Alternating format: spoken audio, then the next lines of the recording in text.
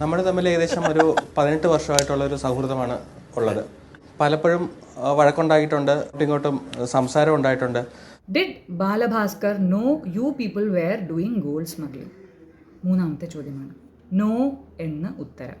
പ്രിയ വേണുഗോപാലിന്റെ പുതിയൊരു വീഡിയോ കൂടെ വന്നിട്ടുണ്ട്. കഴിഞ്ഞ വീഡിയോയ്ക്കകത്ത് പ്രകാശൻ തമ്പിയെ പറ്റിയിട്ടാണ് പുള്ളിക്കാരത്തി സംസാരിച്ചത്. എന്നാൽ ഈ വീഡിയോയ്ക്കകത്ത് വിഷ്ണു സോമസുന്ദരനെ പറ്റിയിട്ടാണ് പറയുന്നത്. നുണപരിശോധന ചെയ്ത സമയത്ത് പുള്ളിക്കാരൻ പറഞ്ഞ കള്ളത്തരത്തിനെ പറ്റിയിട്ടും പിന്നെ അത് മാത്രമല്ല വിഷ്ണു സോമസുന്ദരൻ നടത്തിക്കൊണ്ടിരുന്ന പല ബിസിനസ്സിനകത്തും ബാലഭാസ്കർ പൈസ മുടക്കിയിട്ടുള്ള കാര്യങ്ങളും പിന്നെ ഏകദേശം ഒരു 10-40 ലക്ഷം രൂപയുടെയൊക്കെ ഒരു കാര്യത്തിനെ പറ്റിയിട്ടൊക്കെ സംസാരിക്കുന്നുണ്ട്. എന്തായാലും നമുക്ക് ആദ്യം തന്നെ പ്രിയയുടെ വീഡിയോ ഒന്ന് കണ്ടു നോക്കാം.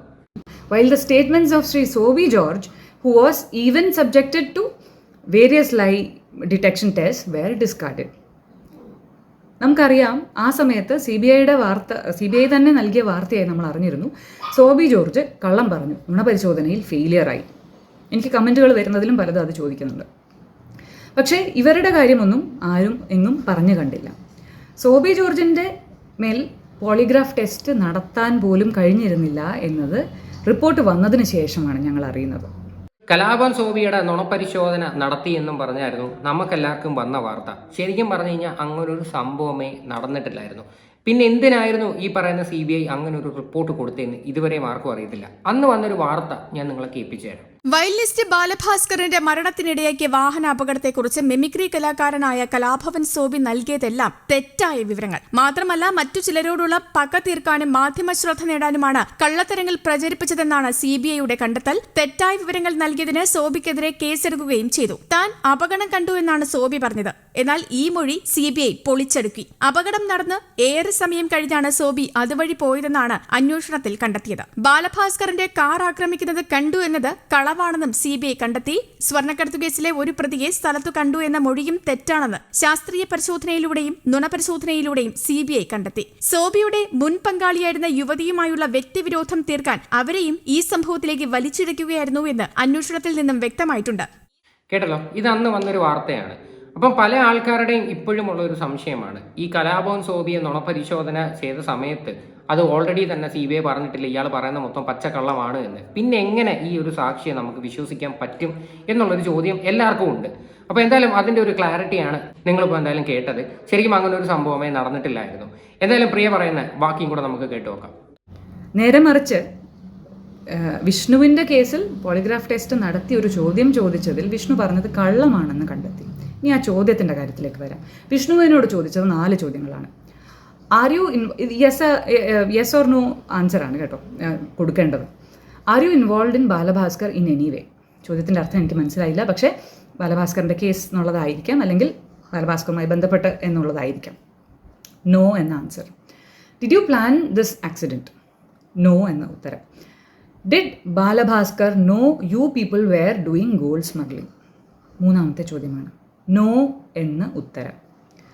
Did Balabhaskar give you 50 lakh rupees for gold smuggling? No എന്ന് ഉത്തരം. അപ്പോൾ ഇതിൽ എടുത്തു പറയുന്നുണ്ട് ഇയാൾ പറഞ്ഞ ഈ ഡിസെപ്റ്റീവ് ആൻസർ. ഈ മൂന്നാമത്തെ ചോദ്യമുണ്ടല്ലോ, ബാലഭാസ്കറിന് നിങ്ങൾ ഗോൾഡ് സ്മഗ്ലിംഗിൽ ഇൻവോൾവ് ആണ് എന്നുള്ളത് അറിയാമായിരുന്നു എന്നുള്ളതിന് നോ എന്ന് വിഷ്ണു ഉത്തരം പറഞ്ഞു. ആ നോ എന്ന് പറഞ്ഞത് കള്ളമാണെന്ന് ടെസ്റ്റ് പ്രകാരം തെളിഞ്ഞു. ഇത് പോളിഗ്രാഫ് ടെസ്റ്റാണ്. അതിനൊക്കെ ഉള്ളൊരു സാധുത എന്ന് പറയുന്നതിൻ്റെ ലിമിറ്റേഷൻസ് എന്ന് പറയുന്നതും ഒക്കെ പലർക്കും അറിയുന്നതായിരിക്കും, എക്സ്പേർട്സിന് അറിയുന്നതായിരിക്കും. കാരണം കൂടുതൽ അന്വേഷിക്കണമെങ്കിൽ അറിയണമെങ്കിൽ നാർക്കോ അനാലിസിസോ അങ്ങനെയുള്ള കാര്യങ്ങളൊക്കെ വേണമെന്ന് പറയും. ബാലഭാസ്കറിന് നല്ല വ്യക്തമായിട്ട് അറിയായിരുന്നു ഇവർ ഈ ഗോൾഡ് സ്മഗ്ലിംഗ് ചെയ്യുന്ന ഒരു കാര്യം. അങ്ങനെയായിട്ടാണ് എനിക്ക് തോന്നുന്നത്. ഇതിനകത്ത് നമ്മൾ വേറൊരു കാര്യമുണ്ട്, നമുക്ക് എല്ലാവർക്കും സങ്കടമുണ്ട് ബാലഭാസ്കർ എന്ന് പറയുന്ന ഒരു വ്യക്തി മരിച്ചതും പിന്നെ അത് എങ്ങനെയാണ് മരണപ്പെട്ടതെന്ന് ആണ് നമുക്ക് എല്ലാവർക്കും അറിയേണ്ടത്. അതോടൊപ്പം തന്നെ ഇവരുടെ കൂടെ ബാലഭാസ്കറിന്റെ ഇൻവോൾവ്മെന്റും ഉണ്ട് ഈ പറയുന്ന ഗോൾഡ് സ്മഗ്ലിംഗ് കാര്യത്തിനകത്ത്. എന്തായാലും ഇവർ ഒരു പക്ഷേ ബാലഭാസ്കറിന്റെ ഈ ഒരു സെലിബ്രിറ്റി സ്റ്റാറ്റസ്, അതായത് പുള്ളിക്കാരൻ സ്വർണം കടത്താൻ വേണ്ടിയിട്ടുള്ള ഒരു സെലിബ്രിറ്റി സ്റ്റാറ്റസ് ഈ പുള്ളിയെ യൂസ് ചെയ്തതായിരിക്കാം. കാര്യം ഈ പറയുന്ന ബാലഭാസ്കറിന്റെ കൂടെയുള്ള ഒരു മനുഷ്യരും അത്ര നേരെയുള്ള വ്യക്തിയല്ല.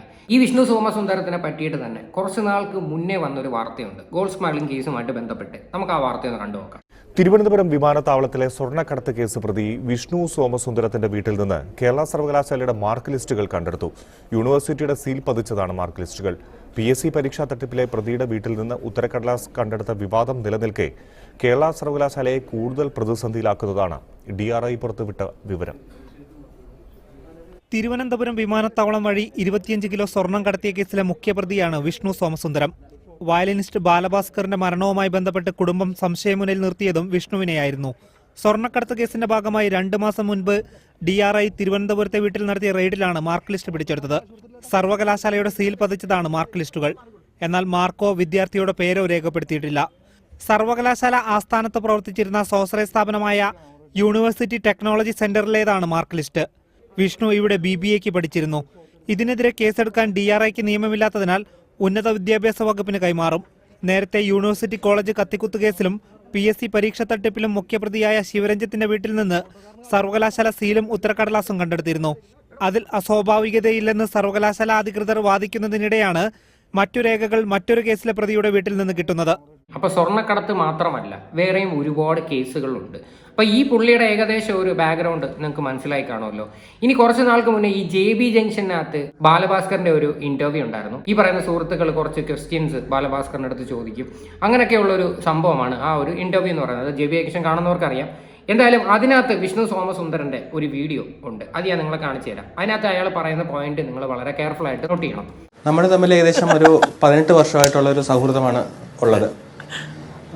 ബാലുവും ഞാനും തമ്മിലുള്ള ഒരു റിലേഷനിൽ പലപ്പോഴും വഴക്കുണ്ടായിട്ടുണ്ട്, അങ്ങോട്ടും ഇങ്ങോട്ടും സംസാരം ഉണ്ടായിട്ടുണ്ട്. എന്നാൽ പോലും ഒരു ദിവസത്തിനപ്പുറം നമ്മുടെ വഴക്കോ പിണക്കോ ഒന്നും നീണ്ടിട്ടുമില്ല. സ്ഥിരമായിട്ടൊരു ഫ്രണ്ട്ഷിപ്പ് മെയിൻറ്റെയിൻ ചെയ്യുന്ന വ്യക്തിയല്ല എന്നാണ് പുറമെ പറഞ്ഞു കേൾക്കുന്നത്. അതൊരു പക്ഷേ ബാലുവിന് അറിയാവുന്ന കാര്യമായിരിക്കും. ഒരു 5-6 വർഷം ബാലുവിൻ്റെ കൂടെ നിന്ന ഒരാൾ ഒരു സുപ്രഭാതത്തിൽ ബാലുവിനെ പറ്റിച്ചുകൊണ്ട് പോയൊരു ഇൻസ്റ്റൻസ് വരെ അടുത്ത കാലത്ത് ഉണ്ടായിട്ടുണ്ട്. ബാലു, എനിക്കറിയേണ്ടത് ഇത്രയൊക്കെ ആയിട്ടും ബാലുവിനെ കുറിച്ച് ഒരു അഹങ്കാരിയാണ്, അല്ലെങ്കിൽ സ്ഥിരമായൊരു ഫ്രണ്ട്ഷിപ്പ് മെയിൻറ്റെയിൻ ചെയ്യാത്ത വ്യക്തിയാണ് എന്ന് ഇങ്ങനൊരു പേരുദോഷമുള്ളത് എന്തുകൊണ്ടാണ്? ഏകദേശം 10-18 വർഷത്തോളമുള്ള ഫ്രണ്ട്ഷിപ്പ്. ഞങ്ങൾ തമ്മിൽ പിണക്കങ്ങൾ ഉണ്ടായിട്ടുണ്ട്, പക്ഷെ അത് ഒരു ദിവസത്തിൽ കൂടുതൽ പോലും നീണ്ടു നിന്നിട്ടില്ല എന്ന്. അപ്പം ഈ പറയുന്ന വിഷ്ണു സോമസുന്ദരൻ ചെയ്യുന്ന സകലമാന വൃത്തികെട്ട പരിപാടിയും ബാലഭാസ്കറിനും അറിയാവുന്നത് തന്നെയാണ്.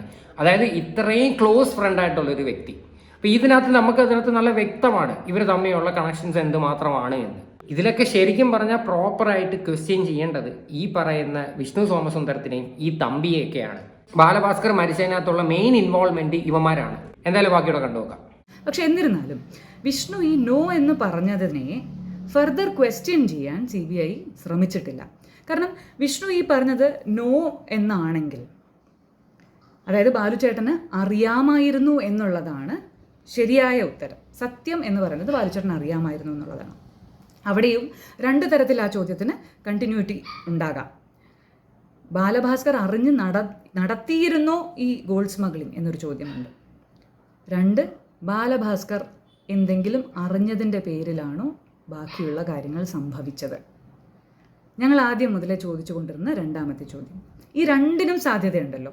എന്തുകൊണ്ട് CBI ഈ ബാലഭാസ്കർ അറിഞ്ഞിട്ടാണോ പിന്നെ എന്തെങ്കിലും സംഭവിച്ചതെന്ന്? അതായത് ബാലഭാസ്കർ ഇവരുടെ തട്ടിപ്പും കാര്യങ്ങളൊക്കെ കണ്ടുപിടിച്ചതിന് ശേഷം നൈസായിട്ട് ബാലഭാസ്കറിനെ അങ്ങ് തട്ടാം എന്നുള്ളൊരു സംഭവമാണ് ഇതിനകത്ത് പ്രിയ പറയുന്നത്. പക്ഷേ എനിക്കതങ്ങനെ തോന്നുന്നില്ല. കാര്യം ഇവർ തമ്മിലുള്ള എന്തുമാത്രം തിക്കായിട്ടുള്ളൊരു ഫ്രണ്ട്ഷിപ്പാണ് എന്ന് നമുക്കത് മനസ്സിലാക്കാവുന്നേ ഉള്ളൂ. പ്രത്യേകിച്ച് ആ ഒരു വീഡിയോ തന്നെ അതിൻ്റെ ഒരു എക്സാമ്പിളാണ് കൈരളി TV വന്നത്. അപ്പോൾ അങ്ങനെ ഇരിക്കുന്ന ഒരു സാഹചര്യത്തിൽ 10-18 വർഷം കൂടെ നടക്കുന്ന ഒരു സുഹൃത്തിൻ്റെ കള്ളത്തരങ്ങൾ മനസ്സിലാക്കാൻ പറ്റത്തില്ലേ? നിങ്ങൾ തന്നെ ഒന്ന് പറ. എനിക്ക് അതിനകത്തോട്ട് ആ ഒരു കാര്യത്തിനകത്തോട്ട് എനിക്കെന്തോ അക്സെപ്റ്റ് ചെയ്യാനായിട്ട് ബുദ്ധിമുട്ടുണ്ട്. എന്തായാലും ഞാൻ ഒരു കാര്യം പറയാം. ഈ ഗോൾഡ് സ്മഗ്ലിംഗ് കാര്യത്തിനകത്ത് ബാലഭാസ്കറിൻ്റെ ഇൻവോൾവ്മെൻറ്റും ഉണ്ട്. പിന്നെ അത് മാത്രമല്ല, ഇതിലെ മെയിനായിട്ടൊരു പോയിന്റ് എന്തോന്നറിയോ, ഈ പുള്ളിക്കാരൻ പല ബിസിനസ്സുകളിലും ഈ വിഷ്ണു സോമസുന്ദരന് കാശ് കൊടുത്തിട്ടുണ്ട്. ശരിക്കും ഇതിനു വേണ്ടി കാശും കാര്യങ്ങളൊക്കെ കിട്ടാനായിട്ട് ബാലഭാസ്കറിന് അത്രയും പരിപാടിയും കാര്യങ്ങളൊക്കെ ഉണ്ടായിരുന്നു. എനിക്കറിയത്തില്ല പുള്ളിക്കാരൻ എന്തോ മമ്മൂട്ടി മോഹൻലാലോ അങ്ങനോ ആണോടെ അത്രയും മൂവീസോ അല്ലെങ്കിൽ അത്രയും സ്റ്റേജ് പ്രോഗ്രാംസും ഒക്കെ ചെയ്തിട്ട് ഇത്രയും കാശ് കിട്ടണമെങ്കിൽ നിങ്ങൾക്ക് സിമ്പിളായിട്ട് ചിന്തിക്കാവുന്ന കാര്യമേ ഉള്ളൂ. ഇതിപ്പോൾ കേൾക്കുമ്പോഴത്തെ കുറേ ആൾക്കാർ ഇനി തെറി വിളിച്ചിട്ട് കാര്യമില്ല. നിങ്ങളൊന്ന് ലോജിക്ക് വെച്ച് ചിന്തിക്കുക. ഇത്രയും ചുരുങ്ങിയ സമയം കൊണ്ടൊക്കെ ഇത്രയും കാശ് ഉണ്ടാക്കുക എന്ന് പറഞ്ഞു കഴിഞ്ഞാൽ ഏകദേശം 10 കോടി രൂപയൊക്കെ ബാങ്ക് ബാലൻസ് ഉണ്ടായിരുന്നു എന്നൊക്കെ പറയുന്നത് കേട്ട് വർഷങ്ങൾക്ക് മുന്നേ. അതൊന്നും ഒരിക്കലും സംഭവിക്കുന്ന ഒരു കാര്യമല്ല. അപ്പം ഇതിനകത്തുള്ള അങ്ങേരുടെ ഒരു ഇൻവോൾവ്മെൻറ്റും ഉണ്ട്. പക്ഷേ ഇതിൽ നമ്മൾ അറിയേണ്ടത് ഇനി എന്തിന് ഈ പുള്ളിക്കാരനെ കൊന്നുവെന്നും അല്ലെങ്കിൽ എങ്ങനെ ഈ പുള്ളിക്കാരൻ മരണപ്പെട്ടു എന്നുള്ളത് നമ്മളൊക്കെ അറിയേണ്ടത്. എന്തായാലും ഈ ഒരു കേസ് വളരെ പെട്ടെന്ന് തന്നെ റീഓപ്പൺ ചെയ്യുമെന്ന് തന്നെ നമുക്ക് പ്രതീക്ഷിക്കാം. അത് റീഓപ്പൺ ചെയ്യണം. ചെയ്താലേ കുറെ കാര്യങ്ങൾക്ക് വ്യക്തത വരുത്തുള്ളൂ. ഈ പറയുന്ന കലാപം സോബിയെ നുണപരിശോധന ചെയ്യുക തന്നെ വേണം. കാര്യം അന്ന് നടക്കാതെ പോയത് ഇന്ന് നടക്കണം. ഇന്ന് നടത്തിയിട്ട് അതിനകത്ത് എന്തെങ്കിലും സത്യമുണ്ടോ എന്നാണ് കണ്ടുപിടിക്കേണ്ടത്. ഇത്രയൊക്കെ കാര്യങ്ങൾ ഉണ്ടായിട്ടും എന്താണ് CBI പെട്ടെന്ന് ഈ ഒരു കേസ് ക്ലോസ് ചെയ്തതെന്ന് എനിക്ക് മനസ്സിലാവുന്നില്ല. എന്തായാലും ഈ ഒരു വിഷയമായിട്ട് ബന്ധപ്പെട്ടിട്ട് നിങ്ങളുടെ എല്ലാവരുടെയും അഭിപ്രായങ്ങൾ എന്താണെന്ന് വെച്ചാൽ നിങ്ങൾ തീർച്ചയായിട്ടും കമൻറ്റ് ചെയ്യുക.